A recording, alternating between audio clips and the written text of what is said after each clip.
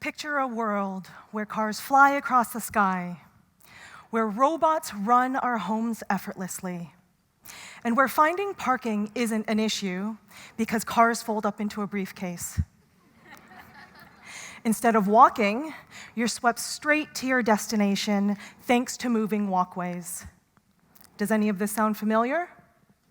It should. It's the Jetsons. This was a popular cartoon in the 80s and 90s that played out what smart cities would look like in the 21st century. In preparing for this talk, I asked many of my friends how they defined smart cities, and they didn't really know outside of the image of the Jetsons.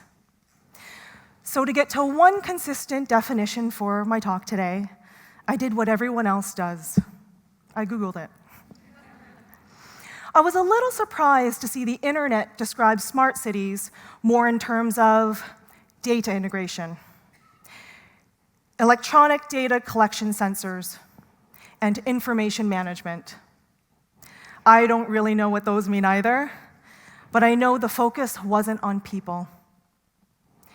As exciting as it is to be living in this technological revolution, I hate to burst your bubble, but there's a problem with this idea of smart cities as simply a world of cool gadgets and shiny technologies. Let me tell you why. The majority of my career has been spent in the front row of new and emerging technology. I've worked with talented teams, driven founders, and visionaries. I've traveled across the world to see tech hubs up close and met customers who were stealthily building the next version of their products across the hottest industries like sports, media, and entertainment, banking, automotive, and retail. Products that many of you likely use today. Almost 2 years ago, I decided to take a civic tour of duty and leave the hustle of the tech startup world to give public service a try. Little did I know that I was heading straight into the next big movement, government innovation. My work changed from solving business problems for corporations to solving social issues for the people in my city. I went from focusing on revenue and profitability targets to going into communities in need in my own backyard that I had never been to. I went from working with tech hubs to working with peers of public servants and small innovation teams seated in city halls around the world. I went from working on the shiniest tools and apps to unshiny projects, but ones that would make a positive social impact I had never seen before. If you had asked me even 2 years ago what a smart city was, I would have described a city fueled with flying cars and flashy technology too. But my opinions and perspective have greatly changed. I'm here to talk to you about thinking beyond technology when it comes to smart cities. So if smart cities aren't just about technology, what are they? Smart cities are about people. Smart cities are about people connecting with people. Smart cities are more than just technological advancements. They're about designing the advancements of a community's experience that include elements of culture, music, art, and language alongside technology. Let's take the example of Hannah Beekler, who was hired to create a cinematic city from scratch.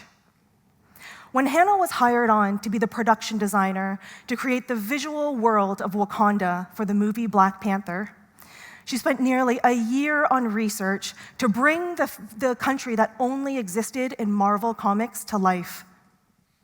That might seem like a lot of time to create a movie set, but considering Wakanda is a complex country with over 50,000-year-old history, this country had a lot to tell, and Hannah was the perfect person to tell it. She and the crew of Black Panther flew to Africa to study the people, their histories, and their traditions.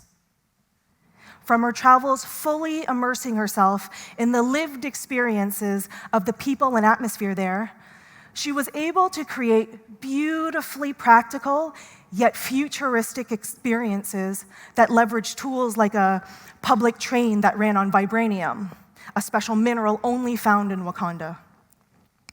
Running on vibranium meant that trains didn't need fuel or an engine. Vibration and sound was its energy source, which was great for the environment and good for the people that lived and worked on the train's path. Who wouldn't want that in reality? In this fictional world, Hannah created a story for every single building, shop owner, teacher, and family that lived there. Their stories weren't part of the main plot of the movie, but they were part of the backdrop, and so it was important to her to acknowledge their names and their lives. I was surprised to learn that Hannah didn't research technology. Instead, she researched the people and traditions to empathize and understand the many different perspectives that people can have on one aspect of a city. The result wasn't to create a story of how sleek or modern the city was, which is what many people have come to expect from smart cities. It was about the legacy of people. It was about the importance of human connection, which we're losing today in a race against technology. Hannah said it best: technology is here to serve our lives, not for us to serve technology.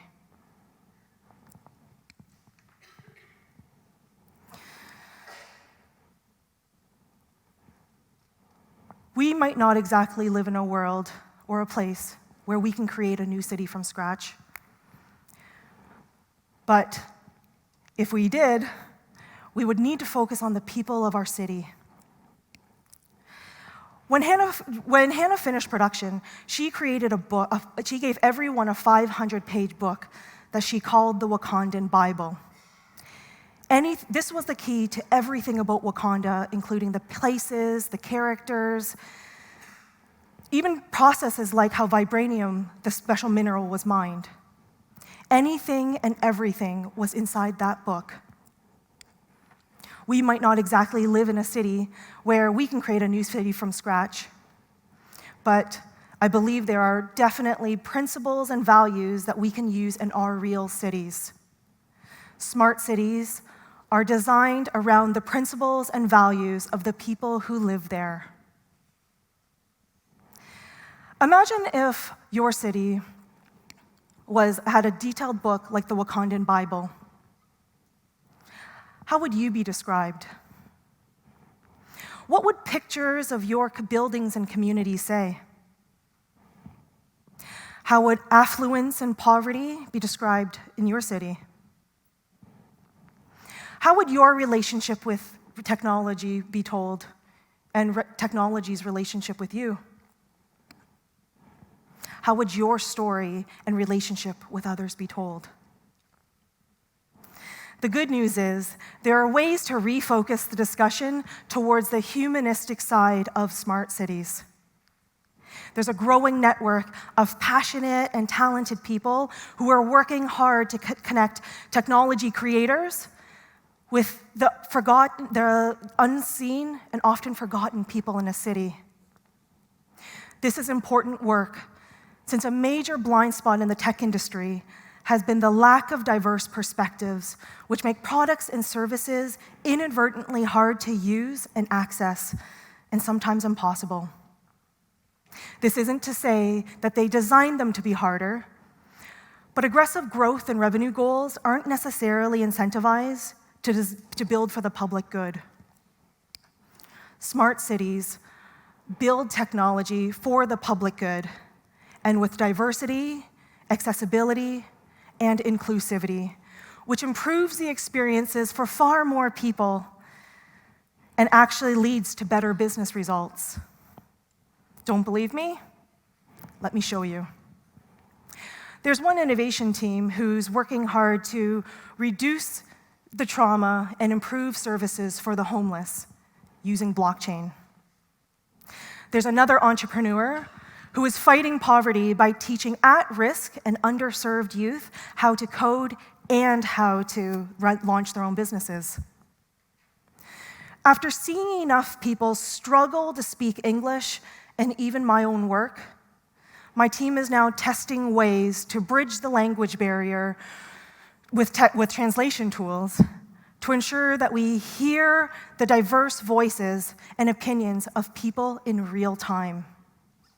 These aren't flashy, but I hope you can see how incredibly important this work can be. As we all look to the future of cities and the changes ahead, we have to remember smart cities are about people. And when people come together to solve problems for the greater good, we're actually enabling people to live their very best lives. And that is how we will all build the smartest city together. Thank you.